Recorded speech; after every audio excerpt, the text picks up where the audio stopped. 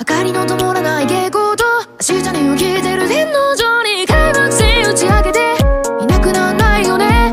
ここには誰もいない、ここには誰もいないから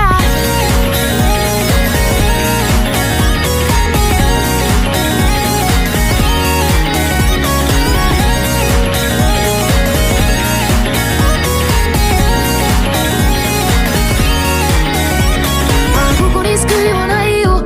早く言っておいで。